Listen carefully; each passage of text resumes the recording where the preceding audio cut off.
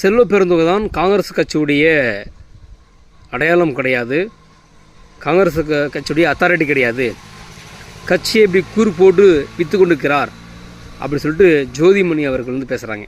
ஒரு சிறு துரும்பை கூட காங்கிரஸ் கட்சி வளர்ச்சிக்காக எடுத்து போட செல்வ பெருந்தொகை இந்த கட்சியை அழிப்பது எங்களால் பார்த்து கொண்டு இருக்க முடியாது அப்படின்னு சொல்லிட்டு ஜோதிமணி அவர்கள் கடும் கோபத்தை சொல்லியிருக்காங்க. இப்போ ஏன் சொல்லியிருக்காங்கன்னா 2 பாயிண்ட். முதல் பாயிண்ட் வந்து பார்த்திங்கன்னா, ஜிகே மணி மகன் தமிழ்குமரனுக்கு கழுத்தறுப்பு. ஜிகே மணி இனத்தின் துரோகி, ஐயாவுடைய துரோகி. ஜிகே மணியுடைய மகன் தமிழ்குமரனுக்கு காங்கிரஸ் கட்சி ஒரு தொகுதி ஒதுக்கியிருக்கு. நேற்று தான் போய் கட்சியில் சேர்றாரு, உடனே தொகுதி ஒதுக்குறாங்க. அப்போது தமிழ்நாட்டில் காலங்காலமாக இந்த இயக்கத்துக்காக செத்தவர்கள், இந்த இயக்கக்காக உழைத்தவர்களுக்கெல்லாம் இந்த சீட்டு தரல, இது நியாயமா அப்படின்னு ஒரு கேள்வியும். அந்த இடத்துல இன்னொரு சொல்லணும்னு ஆசைப்பட்றோம். ஜிகே மணி ஆக்சுவலாக திமுகவில் இணைய வேண்டியது. அப்படி இணைஞ்சால் ஏற்கனவே அன்புமணி வந்து மற்ற தலைவர்கள் மற்ற கட்சிக்காரர்களும் சொல்வது என்னென்னா, இதுக்கு பின்னாடி மிகப்பெரிய சதி வந்து திமுக பண்ணியிருக்கு.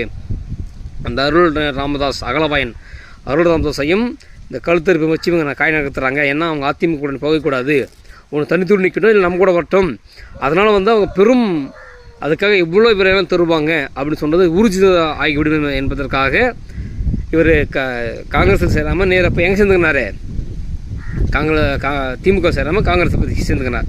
அதனால் ஒரு கோபம். ரெண்டாவது கோணம்னா, ஆம்ஸ்டாங் கொலை வழக்குக்கும் செல்வ பெருந்தொகைக்கும் பெரும் சம்பந்தம் என்று சொல்லி ஒவ்வொரு அரசியல் தலைவர்களும் அரசியல் விமர்சகர்களும் என்ன சொல்ல போனாலும் ஆம்ஸ்டாங்குடைய மனைவி தெளிவாக சொல்கிறாங்க. அதற்கு என்னடா ஆதாரம், நீ எப்படி வச்சு பேசுகிறேன்னா நம்ம அதை பற்றி பார்க்கலாம். ஆனால் ஒரு அறிக்கை ஒன்று விடுறாங்க இல்லையா, சிபிசிஐடி விசாரணை தேவை அப்படின்னு சொல்லிட்டு அவங்க அந்த அம்மா யார் வந்து 2 முறை உச்சநீதிமன்றத்துக்கு போகிறாங்க. இப்போ யாரோ கொலை பண்ணால் யாரோ சேர்த்தாங்க. இப்போ நமக்கு அது சம்மந்தம் கிடையாது, நம்ம போட்டோமே அப்படி நம்ம சொல்லுவோம், ஏன்னா நமக்கு சம்மந்தம் கிடையாது. ஆனால் அங்கே பதட்டப்படுவது நம்ம காங்கிரஸ் கட்சியினுடைய செல்வ பெருந்தொகை. 2வது இடத்துல திமுக பதட்டப்படுது. 2 பேரும் கொலையாளி இல்லை, நீங்கள் ஒரு கட்சியில் தலைவராக இருக்கிறீங்க, நீங்கள் இறங்கி போய் கத்தி எடுத்து அந்த ஆளை வெட்ட போகிறதில்ல, சரியா?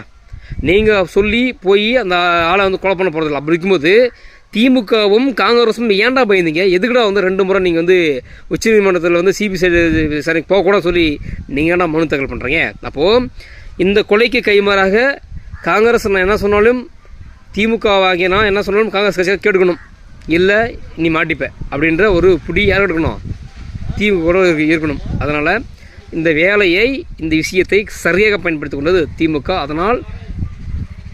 அதனால் இவர்கள் என்ன பண்ணாங்க, வசமாக காங்கிரஸை முடிச்சு விட்டாங்க. அதுக்காக கோவப்பட்டு பேசுவது தான் இந்த அம்மா ஜோதிமணி அவர்கள். ஸோ தெரிந்து கொள்ள வேண்டும், அண்ணன் ஆம்ஸ்டாங் கொலைக்கு யார் காரணம், அந்த மக்கள் எப்படி இந்த தேர்தலை பயன்படுத்த வேண்டும் என்பதை நீங்கள் தெளிவாக தெரிந்து கொள்ள வேண்டும். அவருடைய மனைவிக்கு வாக்களித்து அந்த பெண்மணியை வெற்றி பெற செய்ய வேண்டும்.